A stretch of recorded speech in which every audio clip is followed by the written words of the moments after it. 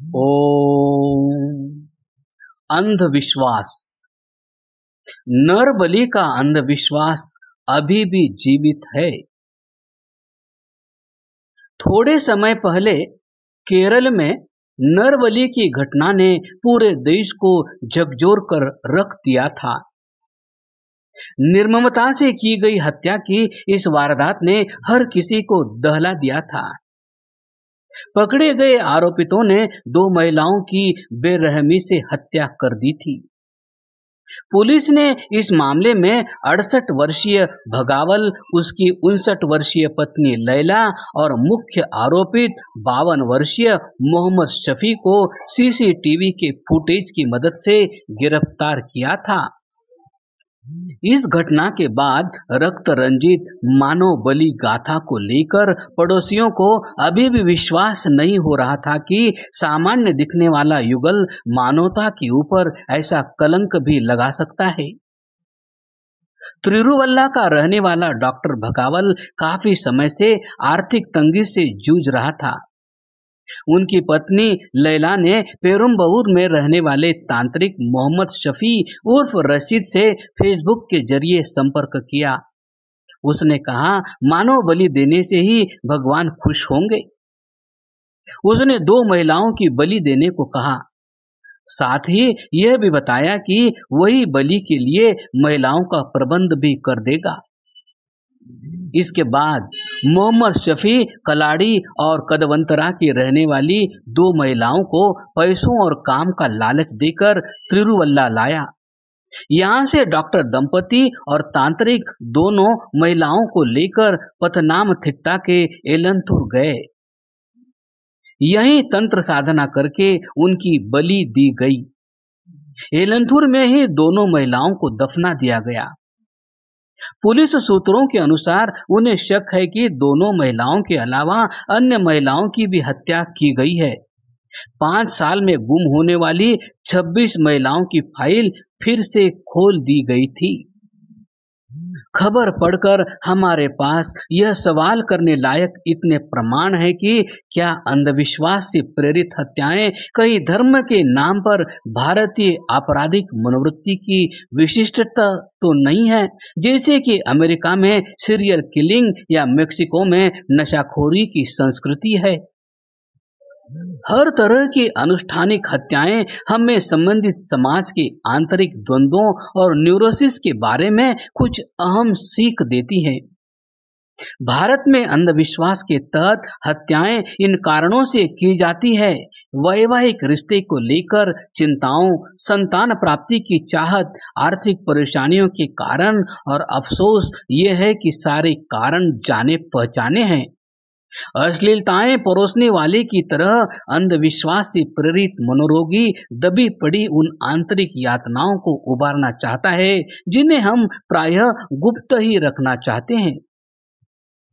यह सच है कि राष्ट्रीय अपराध रिकॉर्ड ब्यूरो अंधविश्वास से प्रेरित हत्याओं का कोई आंकड़ा नहीं रखता। उनकी गिनती दूसरी हत्याओं में ही करता है। हालांकि पिछले 6 महीनों में ऐसी हत्याओं की करीब 1 दर्जन सनसनीखेज कहानियां सामने आई है। आगरा में तांत्रिक हुकुम सिंह ने अपनी तंत्र शक्ति को बढ़ाने के लिए कथित रूप से 2 साल के बच्चे की बलि चढ़ा दी। अमरोहा में पुलिस के मुताबिक सरोज देवी ने प्रजनन शक्ति बढ़ाने के तांत्रिक अनुष्ठान के तहत 18 महीने के अपने भतीजे की बलि चढ़ा दी। गुजरात में कथित रूप से प्रेतग्रस्त एक किशोर को भूखा रखकर मार दिया गया। अदालतों के आंकड़ों से भी साफ है कि तांत्रिक अनुष्ठानों के तहत हत्या भारतीय अपराध न्याय जगत की आम बात है। साल 1973 में राजस्थान हाईकोर्ट ने 5 साल के बच्चे नरेश पेरीवाल और उसकी 4 साल की बहन सरिता की हत्या के लिए तांत्रिक सरदारा राम दकोट को फांसी की सजा सुनाई थी। अदालत के रिकॉर्ड के अनुसार दोनों बच्चों को देवी काली की प्रतिमा के सामने बलि दी गई और उनका खून उस स्थानीय महिला तुलसी राम के पेट पर मला गया जो बच्चा पैदा करना चाहती थी। 2010 में सजा पाए एक तांत्रिक कठिरे सन सामियार ने घर बनाने की इच्छा रखने वाले एक परिवार को सलाह दी थी कि वह परिवार अगली पूर्णिमा के दिन मानव बलि दे, वह भी 6 से 10 साल के बीच की उम्र के अपने सबसे बड़े बेटे की। कमाल देखिए, सलाह पर अमल किया गया। पिछले साल ओडिशा हाईकोर्ट ने गणेश्वर पाताबांधा को 2 साल के बच्चे अनिरुद्ध ढल की तांत्रिक बलि देने के आरोप से बरी कर दिया।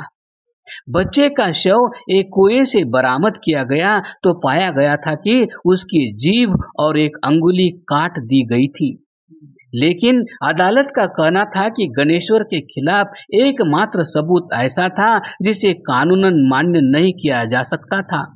गणेश्वर ने गांव की पंचायत के सामने कबूल किया था कि उसने मां काली के सामने मानव बलि दी थी। हालांकि तांत्रिकों की हिंसा की खबरें निरंतर मिलती रहती है, लेकिन उन्हें समुदायों के अंदर ही दबा दिया जाता है। दिल्ली में एक यौन अपराध के मामले के आरोपी तांत्रिक रघुनाथ ने बताया कि उसने एक दंपति को राजी किया था कि वे अपनी कुंवारी लड़की की शादी करना चाहते हैं तो उसे यमुना नदी के किनारे श्मशान घाट पर रात की अंधेरी में पूजा करने के लिए भेजें। राजस्थान में तांत्रिक गणपत लाल से जुड़ा बलात्कार का एक मामला भी इसी तरह संतान की चाहत का था, जिसमें और अनुष्ठानों के अलावा एलोवेरा की मालिश भी शामिल थी, जिसकी व्यवस्था गर्भवती न हो पा रही महिला के पति ने की थी। केरल में तांत्रिक से जुड़ी हत्याओं का सिलसिला देखा गया है। इसमें 2019 की एक घटना भी शामिल है। वहां के एक गांव में काला जादू करने वाले कृष्ण कुट्टी और उसके परिवार की हत्या उसके एक चेले ने ही कर दी थी। ऐसी हत्याओं के बावजूद जादू टोने से जुड़े मंदिर राज्य की दूसरी धार्मिक परंपराओं से जुड़ गए हैं और बड़ी संख्या में श्रद्धालुओं को आकर्षित कर रहे हैं। तांत्रिक क्रियाओं से जुड़ी हत्याओं को अंधविश्वास और अशिक्षा से जोड़ना तो आसान लगता है, लेकिन ऐसे मामलों से शिक्षित मध्यम वर्गीय परिवारों से जुड़े लोग भी शामिल पाए गए हैं, इसलिए उनका गहरा विश्लेषण करने की जरूरत है। झारखंड के लातेहार में उस दिन मानिका के सेमरहट गांव में 2 लापता बच्चों की लाशें मिली। दोनों के सिर कटे हुए थे। मौका-ए वारदात के मंजर देखकर इलाके के लोग सहम गए। लाशें बालू के ढेर में दबाई गई थी। पुलिस और फोरेंसिक टीम मौके पर पहुंची और छानबीन की, सुराग जुटाए। हालात देखकर साफ लग रहा था कि ये मामला नर बलि का है। दोनों बच्चे अलग अलग परिवारों से संबंध रखते थे। जब पुलिस ने मामला दर्ज कर तफ्तीश शुरू की, जिस जगह कुछ लाशें मिली थी, पुलिस को उसी के आसपास रहने वाले लोगों से पूछताछ कर रही थी, लेकिन कुछ पुख्ता सुराग हाथ नहीं आ रहा था। इसी बीच जांच के दौरान पता चला कि बच्चों की सिर कटी लाशें जहां से बरामद हुई थी, ऐसी अनेक घटनाएं हैं जो घट चुकी है और अनेकों घटनाएं अभी भी घट रही हैं, क्योंकि जब समाज कर्म से विश्वास उठाकर चमत्कार पर विश्वास करने लगता है, तब कोई सभ्य समाज असभ्य और कातिल बन जाता है। सोचिए, इन तमाम हत्याओं का जिम्मेदार कौन है, विश्वास या अंधविश्वास?